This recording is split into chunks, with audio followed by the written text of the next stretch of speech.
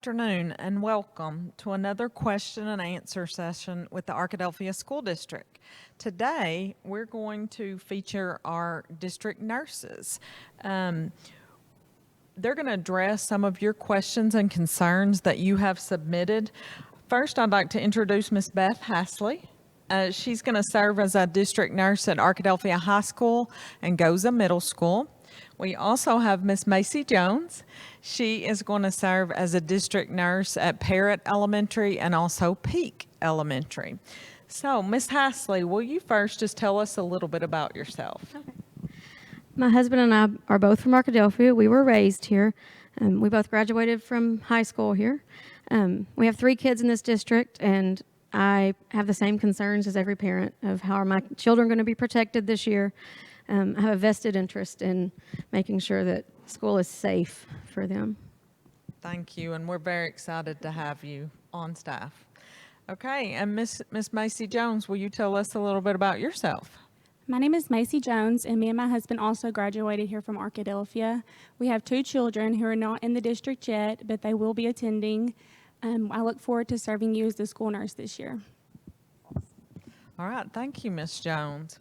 Okay, I'm going to turn this over to Miss Hasley. She's going to be addressing some of your questions and concerns.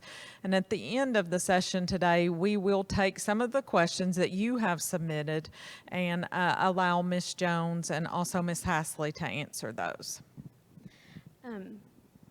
We know you have a lot of questions. I have a lot of questions also.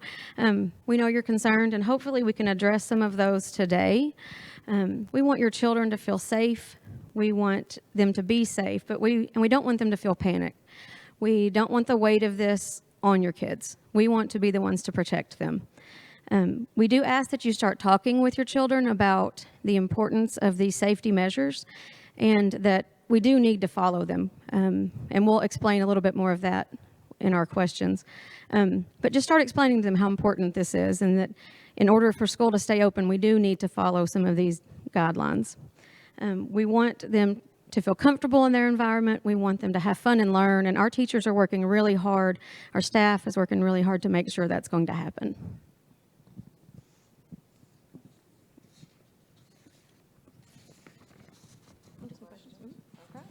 All right. Many parents and community members have submitted questions, and hopefully we can provide some clarifications for our families today. So do you two mind addressing some of those questions today? Okay. All right. Well, the first one, will screenings be required prior to entering the school building, and will there be a COVID-19 test required before school starts? Okay. There will not be a COVID-19 test required. The only thing that would change that is guidance from the health department and the CDC.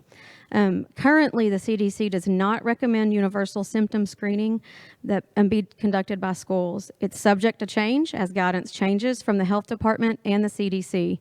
At this time, we plan to provide a checklist from the CDC that will help parents check for symptoms, which we do ask that you relay to us if they have any. The checklist is available on the CDC website. We'll be providing a link for that in our frequently asked questions sometime this week.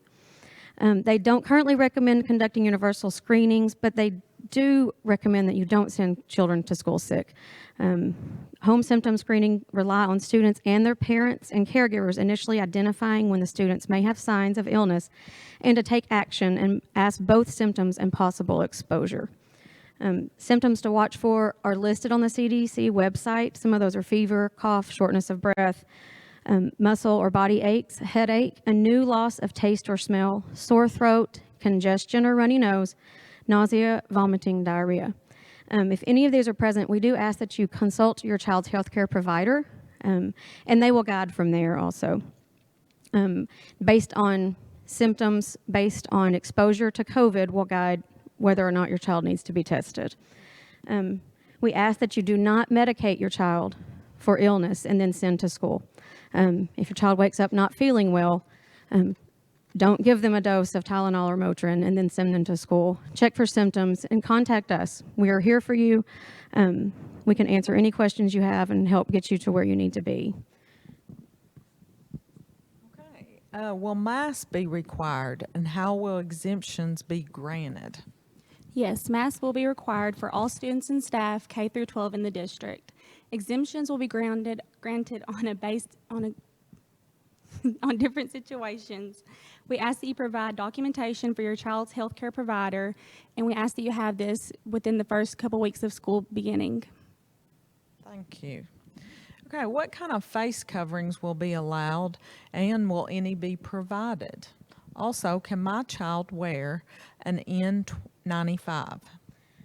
Your child can wear a cloth mask, they can wear a neck gaiter, and any other face covering recommended by the CDC for the public. We will be providing education on how to handle those masks safely and how to store them, how to put them on, and how to take them off. I know that Parrott has ordered lanyards for their students to clip their masks on whenever they don't have them on for eating and those other things. The district is supplying three masks per student.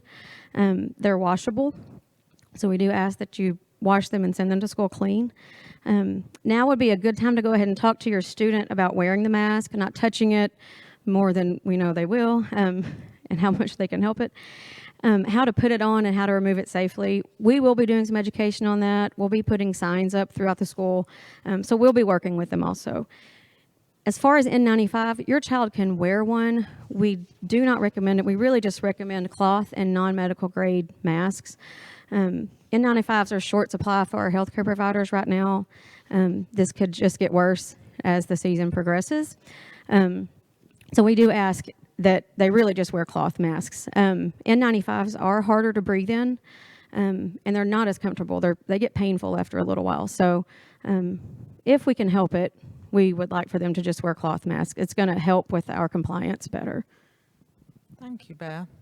All right, what happens if a student comes to school sick or if they start showing signs of illness at school? We ask that no student comes to school sick. We will be releasing further guidance for symptom checks that you can do at home.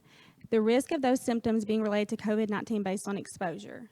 If a child does become sick at school, we will work to isolate the child quickly and effectively as possible, and we will make notification with the parent or guardian. Please make sure that all contact information is up to date and that we have a way to contact you within a timely manner. Thank you, Macy. All right, what happens if there is a positive case of COVID-19 in my child's school? In most instances, a single case of COVID-19 in a school would not warrant closing of the entire school. Community spread and how much contact the person with COVID-19 had with others, as well as when such contact took place, need to be considered. These variables will be considered when determining how long a school or part of the school stays closed. If the spread of COVID-19 within a school is higher than in the community, or if that school is the source of an outbreak, administrators will work with local health officials to determine if temporarily closing the school building is necessary. Students, teachers, and staff who test positive or had close contact with anyone who tested positive will be provided with guidance for when it is safe to return to school and end their quarantine. The health department has laid out a process for notifications of a positive case, and we will be working alongside them to ensure that any person in close contact is notified and instructed on your next steps. We will post a link sometime this week of the flow chart that the health department has provided on how we go about calling the hotline, on then who gets contacted from that, what constitutes a close contact. So we'll be linking that to our website this week, and then we'll post it on the nursing page just to let you know it's there also. Thank you, Ms. Hasley. Will there be a time allowed for my child to remove their mask other than eating? Yes, our teachers and administrators are working hard to provide opportunities where distancing can be achieved and students can take a break from their mask other than eating lunch. Outdoor learning might be one way to distance and take a break and do class outside. They can get a little fresh air while social distancing guidelines are strictly followed. Thank you, Ms. Jones. Will I be allowed to take my child out of school for lunch? Not at this time. We really want to minimize visitors into the school, and we want to minimize movement around the school. We really want to mitigate the spread of this disease. Thank you, Beth. What will be required to return to school following illness? We will follow local and national guidance on illnesses. If there is no risk of COVID-19 for a particular student based on exposure and guidance from their healthcare provider, we currently will require 24 hours free of all symptoms without any medication. This will change if there is a known exposure to COVID-19 and testing is performed. We will be guided by the Department of Health, and this will be a part of that flow chart. Talk to your child's healthcare provider also about healthy habits, staying hydrated, and eating well. Also, what vitamins your child can be taking this year. We ask that you stay current on immunizations because those requirements will not change. If your child is not up to date on immunizations, then please make an appointment with the health department or with your child's healthcare provider to get those up to date. Thank you, Macy. I will add one thing, because I know there is a question about if a child has COVID, when can they come back and return, or staff. As of this moment, the CDC is saying that have to be 10 days post-symptoms, post the beginning of symptoms, and then 24 hours free of medication to, mitigate those symptoms. And so those are all subject to change. So, but we will be following those guidelines, and as they change, we will let you know. Good point. Okay, will students wear their mask during PE? PE, it might look a little different this year. Our teachers are dedicated to making sure that your child has a good experience, and that's in every class. If weather permits, we're going to be going outside. Social distancing will guide mask usage on that. Our teachers are being creative. We will extend grace to everyone as we figure this out. The safety of our students and our staff is our main focus as nurses. We might have to adjust some things as we go along to stay healthy. Thank you, Ms. Hasley. All right, will alcohol-based sanitizer be provided, and what are the disinfectant protocols in place? Yes, schools are ordering dispensers to place at entrances and throughout the schools. They have a disinfecting plan in place, and we will do this when the children aren't present, before or after school, or if students are remaining in their classroom throughout the day, and in between classes for those students who are changing. Start talking to your students about the importance of distancing, even in the hallways. It is easy to congregate with friends, and I know this can be hard when they want things to return to normal. It can be successful with the hearts of up front if we start in the beginning. Thank you. I know there is also, I didn't address face shields, but face shields are mainly for splatter risk. They do not replace a cloth mask. Your student can wear a face shield, but they must wear a cloth mask with it. Thank you. Okay, anything else? Thank you so much to both of you for answering all the questions that were sent in today. Ms. Hasley and also Ms. Jones, is there anything else you would like to share with our families? I know this year is going to be strange. I know it's going to be strange for my own children. I know that kids want it to return to normal. There's just going to be a new normal this year. And I just want to stress to the kids and to the staff that these protocols are important, and these protocols will help our schools stay open. Thank you. All right, thank you for tuning in today. Please join us tomorrow.